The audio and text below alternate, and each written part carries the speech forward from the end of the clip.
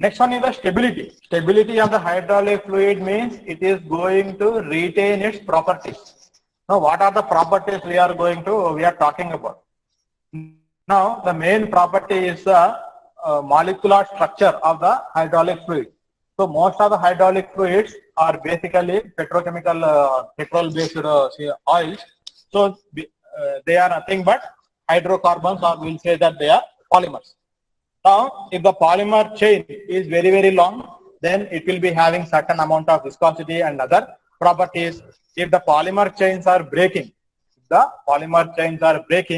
then what will happen? The properties are going to change. For example, if you are taking the burger, or if you have done omelette, you will know, you break the egg and you put the things into a vessel. Whether it will be very fluid, it will not be very fluid because the contents are having very long chains, so it will not be very fluid. And what will you do? You will take a spoon or something and you will stir it. So when you are continuously stirring, what will happen? All the chains of the material are going to break down continuously, and you will be having very smooth liquid which will be present. So the same principle is applied for the your hydraulics also. There also you are having polymer chains. Under the action of the hydraulic forces and the action of the pump and other things, whatever polymer chains are there, they are continuously under stress, and within the operating range, these chains should not break apart. If the chains are breaking apart, it is going to affect the viscosity and all other properties of the hydraulic fluid. Also, it should not change its properties because of the change in temperature or change in pressure.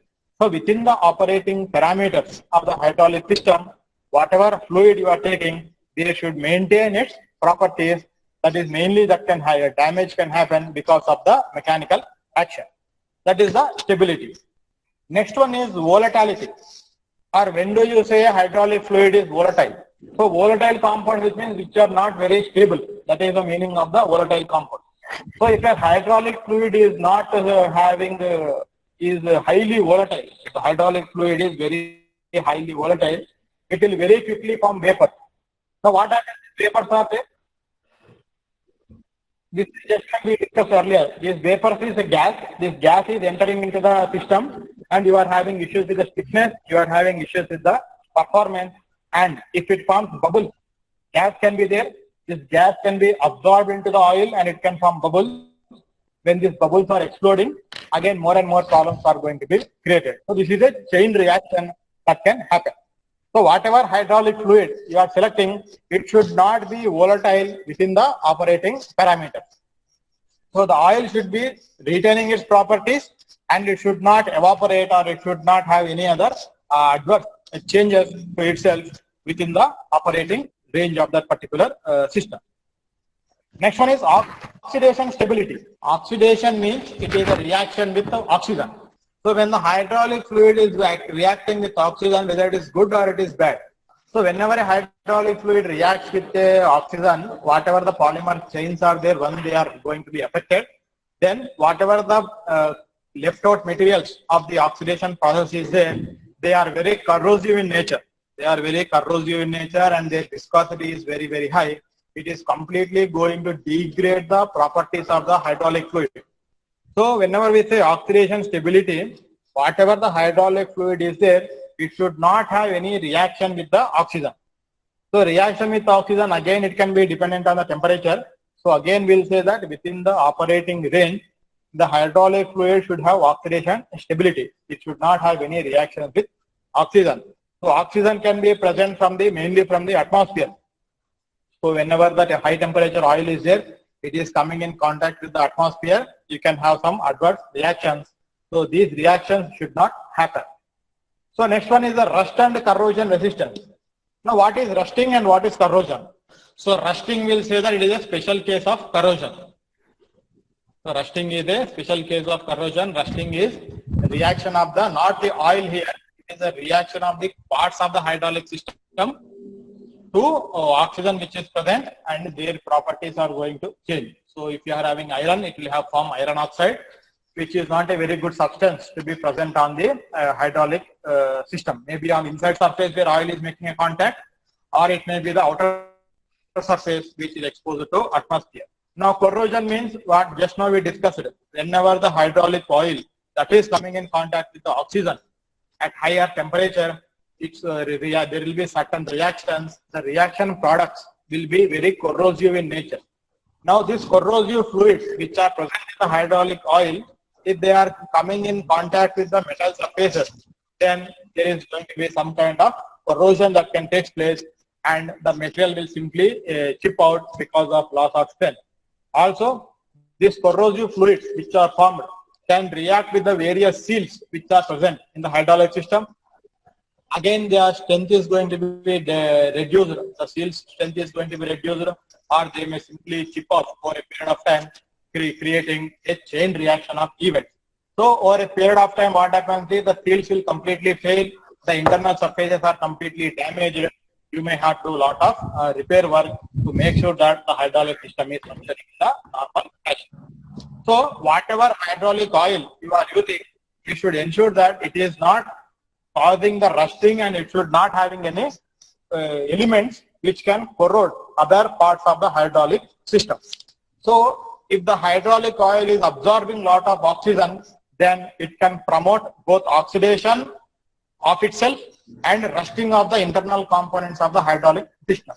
Then, because of the oxidation of the hydraulic fluid, there are certain elements which are certain outputs are created which are going to have highly corrosive properties. So these elements of the oxidation should not again react with the parts of the hydraulic system, thereby creating corrosive byproducts which will again create problems in the filtration. They may create more wear and tear. So whatever hydraulic fluid you are using, it should not create rusting, it should not create any corrosive fluids during its lifetime. That is another important property of a hydraulic fluid. Next one is, we'll say that hydraulic fluid should have very good fire resistance. So the resistance to fire is measured by using any of the three parameters. The first one is flash point, other one is the fire point, the third one is autogenous ignition temperature. So when the temperature of the oil is increasing, it will start to form vapor, and the temperature at which the vapors are going to catch a small fire, or you are observing a flash in the presence of a flame. That is a flash point. Fire point is whatever the vapors are there, they are going to burn continuously. That is a fire point. Which one will be higher, flash point or fire point? So initially, first the flash point temperature will come, because you are having vapors and you are bringing a fire. Those vapors are going to catch the fire. Now, if you are continuously increasing the temperature, what happens? More and more vapors are going to be present. When you bring a flame, that vapors are going to burn continuously, because there is a continuous supply of the vapors. Next, if you are further increasing the temperature, then you are going to get something called as autogenous ignition temperature. So this is a temperature at which, without any external flame, whatever the vapors of the hydraulic fluid are there, they are simply going to catch the fire on their own. So without any flame, also it is possible to fluid vapor fire. Now question is, what should be the flash point, fire point, or the autogenous ignition temperature of a hydraulic fluid? For example, if your hydraulic system operates up to a maximum temperature of say 85 degrees, then what should be the flash point? Whether it should be more than 85 or it should be less than 85.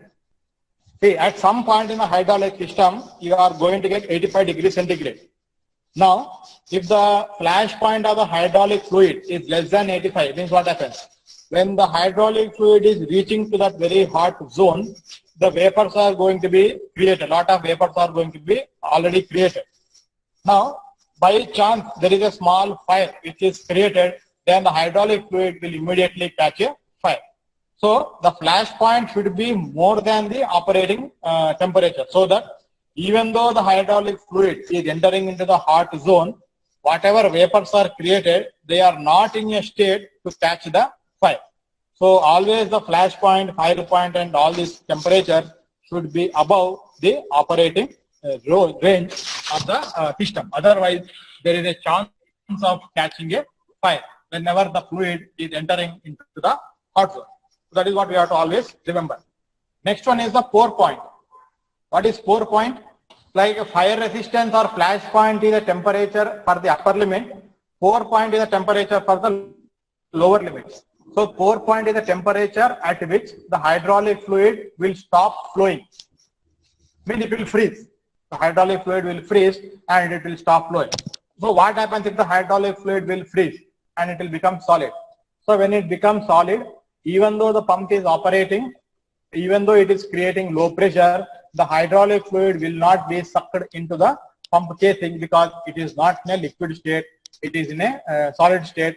So when it is trying to create the suction, oil is not going to come from the seal gaps and other things. Atmospheric air is going to be sucked inside and it will be mixing with the oil, and if any oil is there, it will be moved along with it.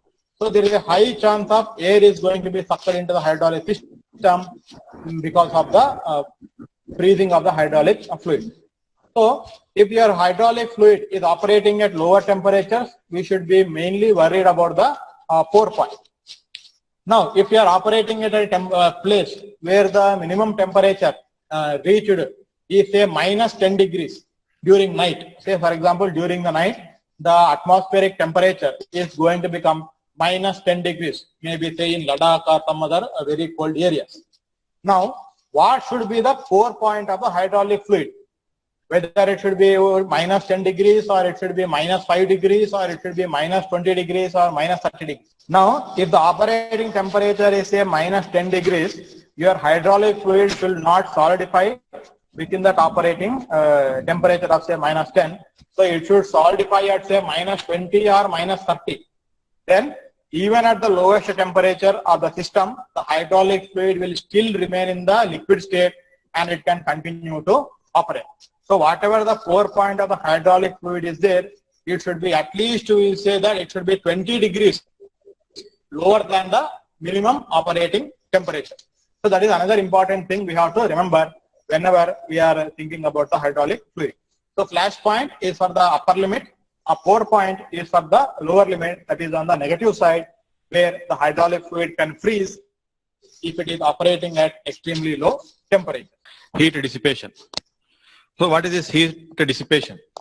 Whether heat in the hydraulic fluid or the rise in temperature of the hydraulic fluid is a good effect or it is a bad effect. So generally speaking, on a very broad sense, whenever the temperature increases of the hydraulic fluid, its viscosity is going to reduce. Usually this reduction in viscosity is not a good thing to happen unless the initial viscosity of the oil is very, very high and you want to reduce the oil by increasing the temperature. It may be acceptable, but large changes in temperature is not good for the hydraulic fluid. But inevitably when the hydraulic system is operating because of the high pressure, high load and the movement of the fluid, a lot of friction is generated. Because of the friction, you are having increase in temperature. So when the hydraulic fluid is moving into different actuators and different valves, it is absorbing all this heat so that it is reducing the temperature of the system, and this heated hydraulic fluid is going to come back into the reservoir. Now, whenever it is flowing and wherever it is possible, we have to ensure that the hydraulic fluid is giving away the heat. So it may be possible by putting some fins on the transmission lines, that is the pipes carrying the hydraulic fluid, or by having some additional cooling elements like a radiator or a cooler, it is possible to reduce the temperature of the hydraulic fluid. Now, the another important property is the hydraulic fluid by itself should give away the internal heat present in it. So it should very quickly give away the heat to the atmosphere. So maximum amount of heat transfer takes place in the reservoir. So this hot hydraulic fluid is entering into the reservoir.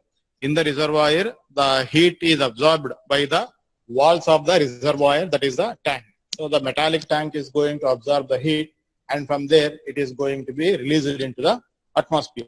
These baffle plates will increase the area of contact. So these baffle plates will absorb the heat from the hydraulic fluid. It will transfer it to the wall, and then from there it is entering into the atmosphere. So any hydraulic fluid should very easily and very quickly give away its heat. So that is another important property of the hydraulic fluid. If the hydraulic fluid is not giving away its heat, then what will happen? It will continue to retain the heat for more period of time, its temperature is gradually going to increase with each cycle of operation, then the properties of the fluid are going to degrade. So heat dissipation is again a very important property of a hydraulic fluid. The next one is the system compatibility. Now what is the compatibility means? So compatibility means one component can work with another component in a smooth fashion. So that is the meaning of the compatibility. So now if you are having a hydraulic fluid and you are having different elements of the hydraulic system, not all the elements are made up of same material. You are having seals which may be made up of polymers. Then you are having the piston and cylinder which may be made up of some grade of steel. Then you are having some couplings, some bends which may be made up of different materials depending on the production capabilities and the requirements. The hydraulic fluid itself can have some adverse reactions with certain types of materials. So for example, if you are having zinc, which may be used in the walls or it may be used for some seals, if you are having zinc as a material, then this zinc material is going to react with the anti-rust additives which you are adding. Now what is this anti-rust additives? Anti-rust additives is a material or a liquid which is added to the hydraulic fluid to prevent the formation of rusting on the metal surfaces. So you are adding the anti-rust reagents into the hydraulic fluid to improve the or to prevent the rusting. But if you are having a zinc component which is coming in contact with the hydraulic fluid, then this zinc and the anti-rust additives are going to have their own reactions, and the byproduct of that reaction is not very good. The fluid will lose all its anti-rusting nature and the rusting will happen in a normal fashion. So that is going to be a problem. Now apart from that, if you are having zinc, then what happens is if the hydraulic system is operating at high temperature, then there is a high chance of oxidation, that is reaction with the oxygen at high temperature. So whatever the byproducts are created because of this oxidation, they will form something like a soap. Soap is like a very thick material which is not a fluid. We say that it is semi-fluid. So this thick material is called as a soap. Now this soap is not very good because it can block some of the small holes which are present in the system. They can block the filters, so filtration will not happen. So a lot of other problems are going to be created. So whenever you are having a zinc components in your hydraulic system, you have to be very careful to make sure that the anti-rusting agents, whatever you are adding, they are not coming in contact with the zinc material. And whenever the zinc material is used, it is present only in the low temperature regions and only you are supplying clean oil. So if you are having the oxidation chances in your system, or if you are using anti-rust additives, the best thing is whenever you are designing your hydraulic system, we have to make sure that there are no zinc components which are coming in contact with the fluid. So where the fluid is not making any contact, you can use the zinc components, but whenever the fluid is coming in contact, you should not use the zinc components. Next one is magnesium alloys. So magnesium alloys are used because of their high strength and low weight. But the problem is if you are having water, maybe from the atmosphere, or if the hydraulic fluid itself is completely based on water, then this magnesium alloys will corrode in the presence of the water. They will lose their strength. These corrosion particles are not very good for the smooth operation of the hydraulic system. So whenever you are using water-based hydraulic fluids, you cannot use the magnesium-based alloys, so that they should not come in contact. So that is another important thing we have to remember. Next one is if you are having lead components, maybe if you are having some walls or some inner liners, if you are using, which is made up of lead, then again it will, if it is coming in contact with the oxidation products or oxidation byproducts, there will be some reactions and the lead will be corroded. Again, you are going to have a lot of contamination in the hydraulic fluid. The most dangerous of all is the copper. So copper will act like a catalyst for oxidation of oil. Now what is this catalyst? Yeah, it is a substance or material which is present during the reaction to increase the rate of reaction. Exactly. Whether the catalyst is consumed, but predominantly the catalyst is not getting consumed in the reaction. So whenever you are having a component made up of copper, usually a tubing or maybe a valve or a element inside the pump, maybe some seals or some bushings if you are using. Now if they are coming in contact with the oil, then there is a very high chance that it will promote the oxidation of the oil. Now this oxidation of the oil is more dangerous because if zinc is there, it will form soaps. If lead is there, it is going to attack the lead components. So the copper should be avoided as much as possible in case of a hydraulic system because it will promote the oxidation, which is a highly undesirable reaction in a hydraulic system. So whatever components you are selecting, they should be based on the hydraulic fluid. Then once you have selected the hydraulic fluid, then you have to make sure that all other components, materials which you are selecting for the building up of the system, they should all be compatible with one another. It should not happen that one material is going to react with another material and you are having all unwanted contaminations in the hydraulic fluid. So this is about the system compatibility. So these are some of the important properties you have to consider before you are making a selection of a hydraulic fluid for a given application.